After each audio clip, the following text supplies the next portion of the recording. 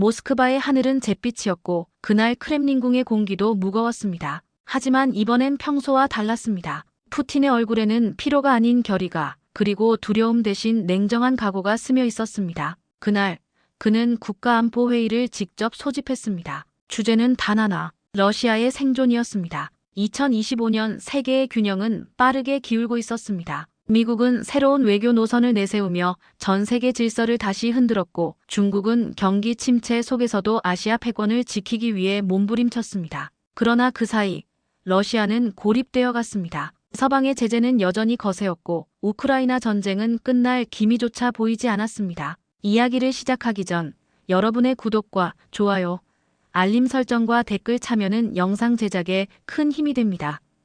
푸틴은 세계 무대에서 위험한 지도자로 불리기 시작했지만 그는 물러서지 않았습니다. 오히려 더욱 차가운 눈빛으로 말했죠. 서방은 우리를 몰락시키려 한다. 하지만 그들이 모르는 게 있다. 우린 아직 마지막 카드가 남아있다.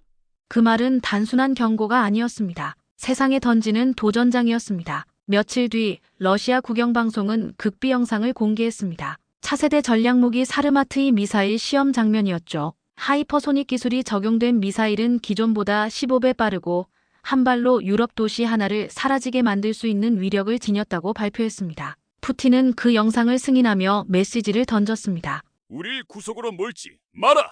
우린 세상을 멈출 힘이 있다. 하지만 그것은 단순한 무력 과시가 아니었습니다. 러시아 내부의 상황은 이미 임계점에 다다르고 있었으니까요. 전쟁은 장기화되고 군수 물자는 바닥났으며 루블화 가치는 폭락했습니다. 그럼에도 푸틴은 멈추지 않았습니다. 그가 꺼낸 진짜 카드는 군사력이 아닌 외교였습니다. 이름하여 극단적 동맹 재편. 그는 서방이 아닌 중동과 아프리카, 남미의 일부 국가들과 비밀리에 새로운 연합체를 만들기 시작했습니다. 신비동맹 연합이라 불리는 이 조직엔 이란, 시리아, 쿠바, 사헬 지역 군사정부 등이 참여했습니다. 그들은 러시아 자원을 얻는 대신 서방의 제재망을 뚫는 역할을 맡았습니다. 푸틴은 이 연합을 세계의 또 다른 축이라 불렀습니다. 미국과 유럽의 정보기관은 즉시 보고서를 올렸습니다. 러시아가 군사보다 더 위험한 전략을 시작했다. 푸틴은 전쟁 대신 혼란을 무기로 삼았습니다. 기존 질서를 뒤흔들고 서방의 연합을 내부에서 갈라놓는 전략이었죠.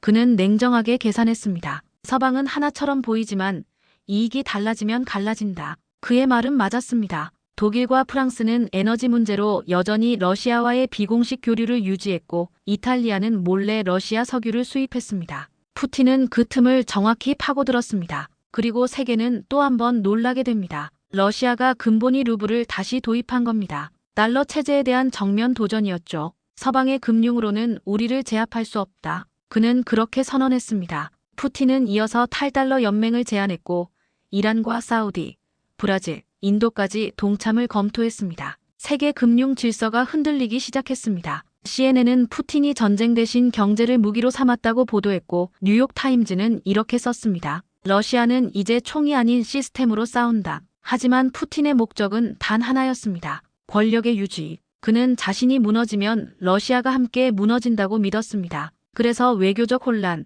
경제적 불안, 군사적 긴장 모두를 자신의 정치적 에너지로 바꿨습니다. 러시아 내부에서는 전쟁은 끝났다는 말이 돌았지만 그는 국방 예산을 더 늘렸습니다. 전쟁이 끝났다고 믿는 순간 러시아는 사라진다. 그는 그렇게 선언했죠. 하지만 그가 만든 판은 서서히 자신을 향해 돌아오고 있었습니다. 서방은 결속했고 나토는 러시아 국경 근처에 새로운 기지를 세웠습니다. 심지어 중국마저 러시아와의 거리를 두기 시작했습니다. 푸틴은 느꼈습니다. 자신이 만든 세상이 자신을 고립시키고 있다는 걸요. 그러나 그는 멈추지 않았습니다. 이번엔 정보전을 꺼내들었습니다. 러시아는 인공지능을 이용한 여론 조작 시스템을 본격 가동했습니다. 유럽 각국의 선거에서 칠러 여론이 형성되기 시작했고 SNS를 통한 여론 분열이 폭발적으로 확산되었습니다. AI가 만든 가짜 뉴스는 진짜보다 빠르게 퍼졌습니다. 푸틴의 목표는 분명했습니다. 총 대신 정보로 세상을 흔들겠다.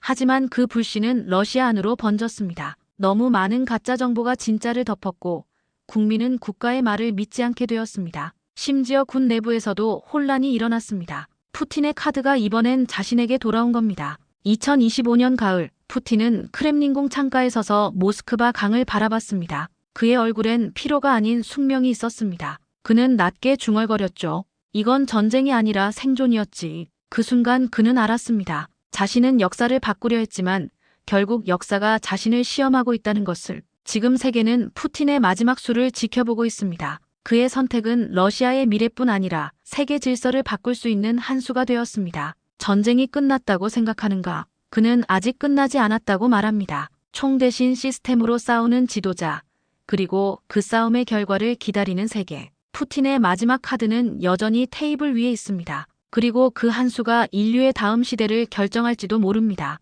이것이 바로 러시아의 마지막 선택, 푸틴이 꺼낸 극단의 카드입니다. 모스크바의 밤은 고요했지만 러시아 내부는 끓어오르고 있었습니다. 푸틴이 꺼낸 마지막 카드는 세상을 흔들었고 그 여파는 이제 러시아 안으로 향하고 있었죠. 그의 말 한마디가 곧 명령이던 시대는 점점 균열을 맞이하고 있었습니다. 크렘린궁 내부의 공기는 전보다 더 무겁고 더 차가웠습니다. 그리고 그 안에서 새로운 권력의 그림자들이 움직이기 시작했습니다. 푸틴은 여전히 대통령이었습니다. 하지만 그가 절대적인 존재였던 시절은 이미 끝나가고 있었죠. 정보기관, 군부, 재벌, 각 세력들이 조용히 균형을 깨뜨리고 있었습니다. 외부의 제재보다 더 무서운 건 내부의 불만이었습니다. 전쟁은 길어졌고 제재는 깊어졌으며 국민들의 인내심은 바닥에 닿았습니다. 한때 러시아의 구원자로 불리던 푸틴의 초상화는 이제 거리에서 서서히 사라지고 있었죠. 그의 주변에도 변화의 기운이 감돌았습니다. 러시아 연방보안국 FSB 내부에서도 갈라짐이 보이기 시작했습니다. 일부는 여전히 푸틴을 지지했지만 또 다른 세력은 전쟁은 끝내야 한다는 목소리를 내기 시작했죠. 그 중심에는 드미트리 멜리코프라는 이름이 있었습니다. 그는 젊고 냉철하며 푸틴의 수십 년 된 체제를 정면으로 비판한 첫 내부 인물이었습니다. 그가 말했다고 합니다. 러시아는 지금 두 개로 나뉘어 있습니다. 살아남으려는 나라와 끝까지 싸우려는 나라. 푸틴은 그 말을 들었고 얼굴이 굳어졌습니다.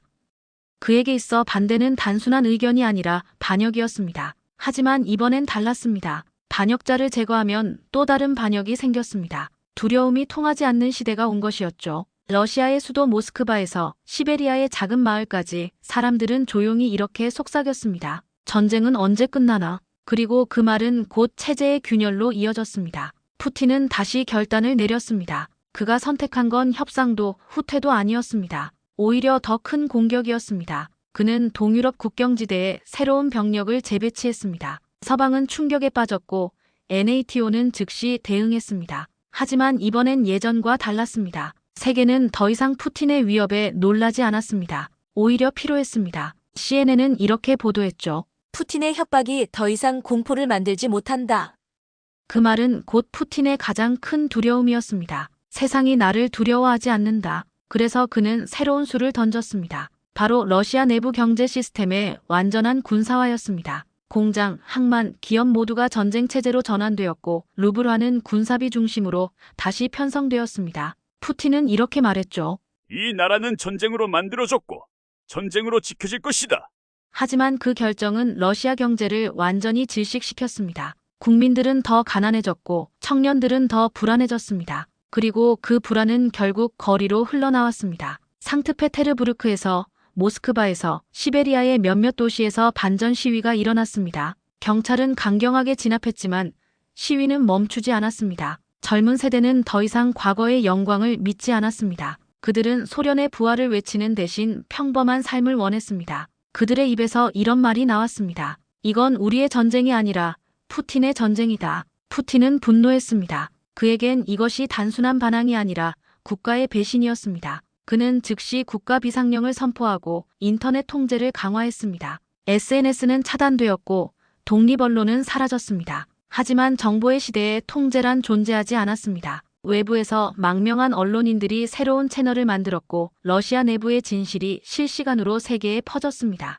아이러니하게도 푸틴이 만들었던 정보전의 기술이 이제는 그를 공격하는 무기가 된 것이죠. 그 시점에서 세계는 새로운 단어를 사용하기 시작했습니다. 포스트 마이너스 푸틴 에러, 즉 푸틴 이후의 시대라는 말이었습니다. 미국의 싱크탱크는 분석했습니다. 푸틴의 체제는 권력으로 유지되는 게 아니라 공포로 유지되어 왔다. 하지만 그 공포는 이미 사라졌다. 유럽의 언론은 푸틴은 아직 권력을 잡고 있지만 이미 통치력을 잃었다고 평가했습니다. 푸틴은 그 말을 부정했지만 자신도 알고 있었습니다. 그의 주위는 점점 비어갔습니다. 믿었던 참모들이 조용히 사라졌고 충성했던 장군들이 돌연 은퇴를 선언했습니다. 그는 여전히 강철 같은 목소리로 명령을 내렸지만 더 이상 아무도 그 명령을 진심으로 따르지 않았습니다. 그리고 그가 가장 두려워하던 순간이 다가왔습니다. 국민들이 그를 두려워하지 않게 된 것이죠. 2025년 겨울 모스크바 중심부에 대규모 정전 사태가 발생했습니다.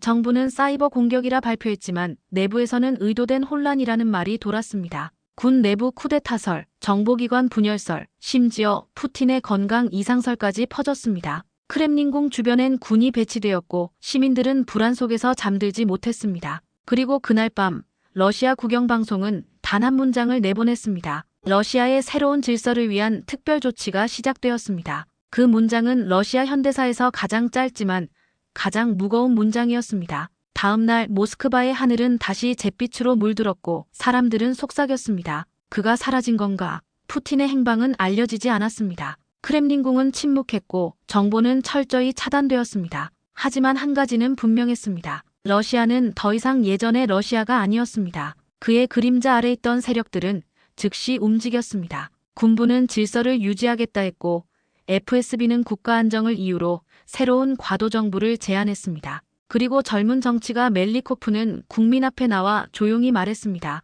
이제 우리에겐 선택이 있습니다. 과거로 돌아갈 것인가 아니면 새로운 러시아를 만들 것인가. 그의 목소리는 차분했지만 러시아 전역에 울려 퍼졌습니다. 세계는 숨을 죽였습니다. 푸틴의 시대가 끝났다면 러시아는 어디로 갈까? 미국과 유럽은 긴급 회의를 열었고 중국은 침묵했습니다. 한국과 일본 그리고 동유럽 국가들은 경계를 강화했습니다. 푸틴 이후에 러시아가 평화로 갈지 더 큰 혼란으로 갈지는 아무도 몰랐습니다. 하지만 분명한 건 하나였습니다. 역사는 지금 러시아에서 다시 쓰이고 있다는 겁니다. 모스크바 강가의 바람은 여전히 차갑습니다. 누군가는 속삭였습니다. 그가 사라져도 러시아는 남는다. 그러나 또 누군가는 말했습니다. 러시아는 그가 만든 세상 속에서 아직 헤어나오지 못했다. 푸틴이 떠났는지 아니면 여전히 어딘가에서 지켜보고 있는지는 아무도 모릅니다. 다만 그가 남긴 마지막 유산은 분명했습니다. 두려움이 아닌 혼란이었죠. 지금 세계는 조용히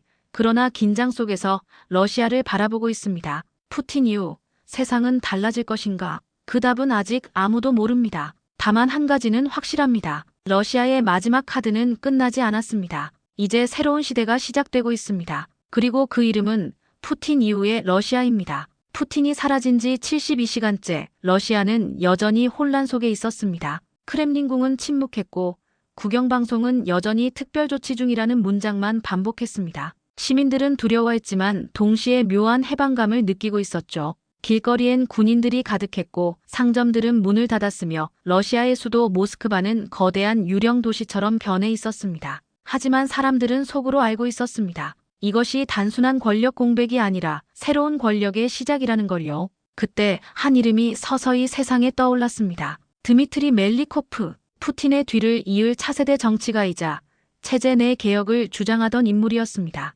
그는 전쟁 종식을 주장했고 개방 경제를 약속했으며 무엇보다 러시아가 다시 세상의 일부가 되어야 한다고 말했습니다. 푸틴 시대에선 불가능했던 이야기였죠. 사람들은 그를 새로운 바람이라 불렀고 서방 언론은 그를 푸틴의 반대에서 태어난 지도자라 평가했습니다. 하지만 멜리코프는 단순한 반대자가 아니었습니다. 그는 푸틴이 만든 시스템 속에서 자란 인물이었고 그 시스템을 누구보다 잘 알고 있었죠. 러시아 내부의 군부와 정보기관 그리고 올리가르이 재벌들은 조용히 움직였습니다. 그들은 새로운 권력의 주인을 정해야 했습니다. 선택지는 두 가지였습니다. 하나, 푸틴의 그림자를 유지하며 안정적인 권력을 이어가는 길. 둘, 완전히 새로운 시대를 열고 서방과 협력하는 길. 하지만 그 어떤 길도 단순하지 않았습니다. 푸틴의 그림자는 너무 깊었고 러시아의 권력은 그 그림자 위에 세워져 있었으니까요. 푸틴이 남긴 가장 강력한 유산은 두려움이었습니다. 그는 사람들의 충성보다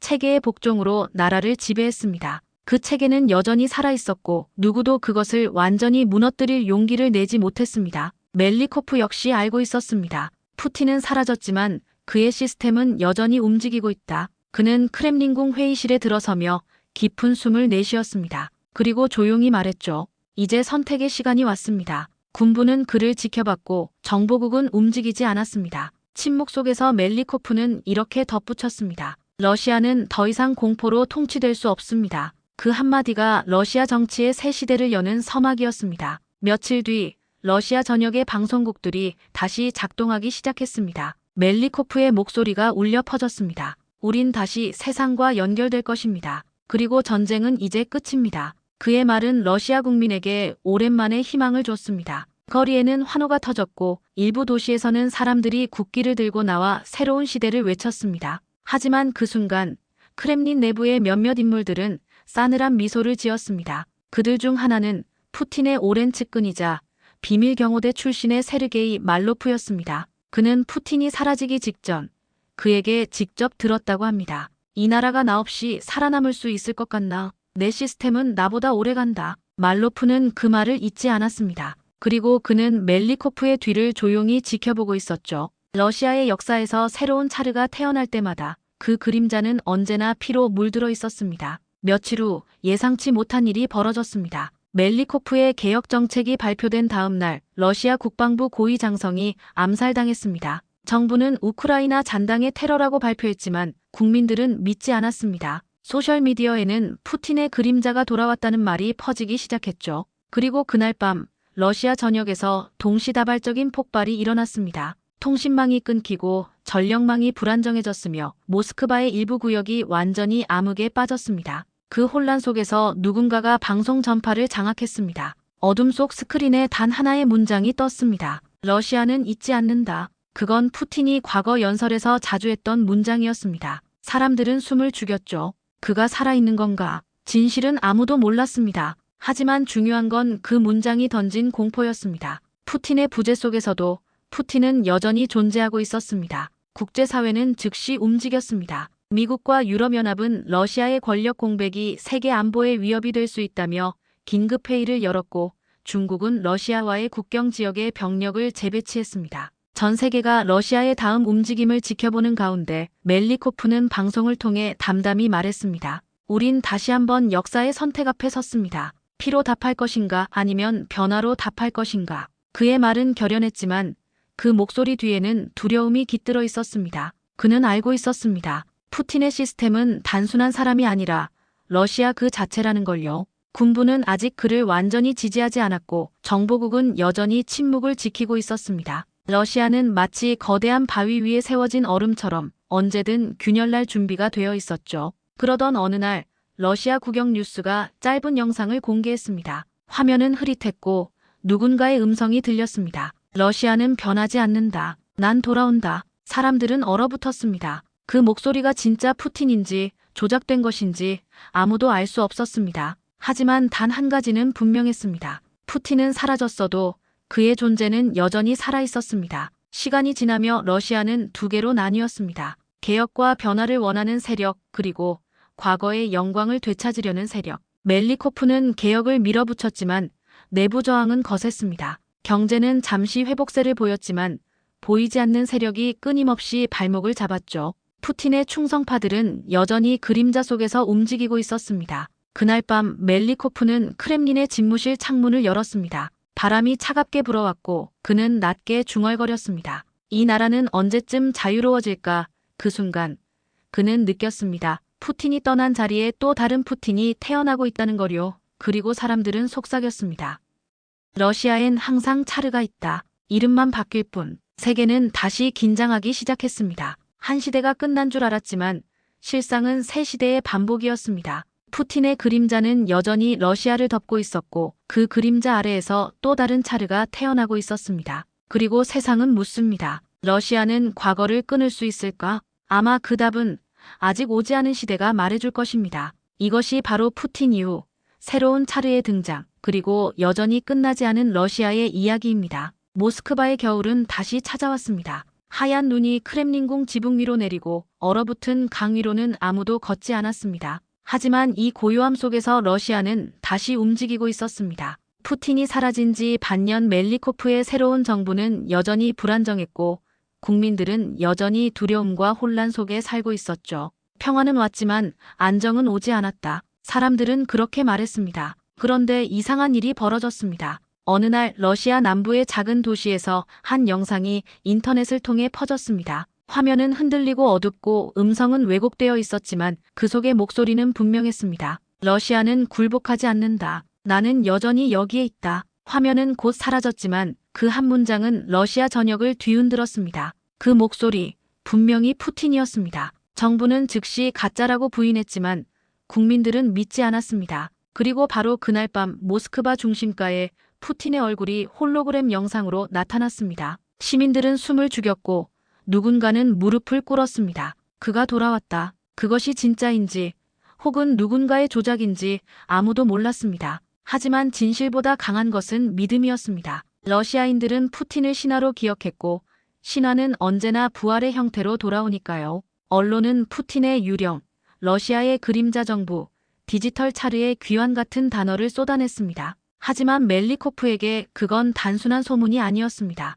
그건 위협이었습니다. 그는 즉시 국가안보회의를 열었습니다. 정보기관은 보고했습니다. 영상의 출처는 밝혀지지 않았습니다. 그러나 내부 협력자가 개입한 것으로 보입니다. 멜리코프는 말없이 눈을 감았습니다. 그리고 조용히 말했습니다. 그가 돌아온 게 아니라면 누가 그를 대신하고 있는가? 그 말은 곧 러시아 권력의 또 다른 전쟁이 시작됐음을 의미했습니다. 며칠 뒤 러시아 북서부 군부대에서 이상 움직임이 감지됐습니다. 일부 장교들이 중앙정부의 명령을 거부하고 자신들을 푸틴의 정통군대라 자칭했습니다. 그들은 정부의 개혁 정책을 러시아를 서방에 팔아넘기는 행위라고 비난했습니다. 멜리코프는 강경 대응을 지시했지만 문제는 단순한 반란이 아니었습니다. 그것은 믿음의 폭발이었습니다. 푸틴이 돌아왔다. 그 한 문장이 모든 논리를 무너뜨렸습니다. 러시아는 다시 두 개의 나라로 갈라졌습니다. 변화를 선택한 러시아와 영광을 회복하겠다는 러시아. 두 세력은 전면 충돌을 피할 수 없었습니다. 수도 모스크바는 정부군이 장악했지만 일부 지방 도시들은 이미 반정부 세력의 손에 넘어갔습니다. 그들은 푸틴의 얼굴을 깃발에 새기고 그의 연설을 방송하며 러시아를 되찾자고 외쳤습니다. 세계는 다시 긴장했습니다. 미국은 러시아 국경 지역에 위기 대응 부대를 배치했고 유럽연합은 긴급 대피 명령을 내렸습니다. 중국은 침묵했지만 국경 지역의 병력을 증강했습니다. 한국과 일본, 폴란드는 최고 단계의 경계 태세에 들어갔습니다. 세계는 다시 한번 푸틴이라는 이름 아래에서 흔들리고 있었죠. 그때 멜리코프는 결단을 내렸습니다. 그는 국민 앞에 서서 말했다. 이제는 선택해야 할 때입니다. 과거로 돌아갈 것인가 아니면 미래로 나아갈 것인가. 그의 목소리는 단호했지만 눈빛은 흔들렸습니다. 그는 누구보다 알고 있었습니다. 러시아의 절반이 여전히 푸틴을 믿고 있다는 것을요. 그 믿음은 종교처럼 뿌리 깊었습니다.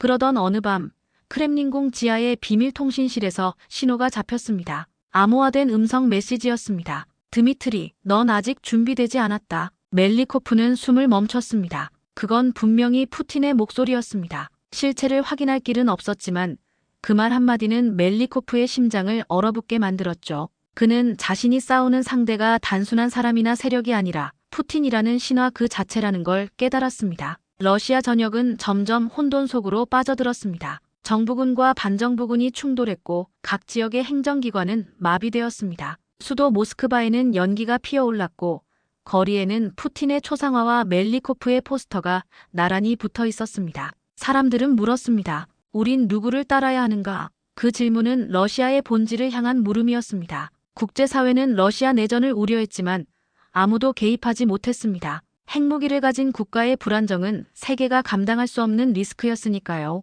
미국은 제재를 강화했고 유럽은 외교적 해결을 시도했지만 소용없었습니다. 러시아의 문제는 러시아 안에서 터지고 있었고 그 누구도 그것을 멈출 수 없었습니다. 그리고 드디어 그날이 왔습니다. 새벽 크렘린궁의 방송 시스템이 해킹당했습니다. 모든 채널이 멈추고 단 하나의 영상이 재생되었습니다. 화면 속엔 검은 정장을 입은 인물이 서 있었습니다. 어두운 실루엣, 차분한 목소리. 러시아는 혼돈 속에서도 살아남는다. 내 이름은 중요하지 않다. 나는 러시아다. 그 목소리는 푸틴과 거의 똑같았지만 더 젊었고 더 차가웠습니다. 세계는 충격에 빠졌고 사람들은 말했습니다. 푸틴이 아니라면 그의 후계자다. 이후 며칠 동안 푸틴의 예측꾼들과 군 정보 요원들이 일제히 모습을 드러냈습니다. 그들은 새 지도자를 지지하며 러시아의 새로운 체제를 선언했습니다. 이름은 신러시아 연합정부. 그리고 그들은 공식 발표문에서 이렇게 말했습니다. 푸틴의 뜻은 아직 끝나지 않았다. 러시아는 다시 일어설 것이다. 멜리코프 정부는 무너졌습니다.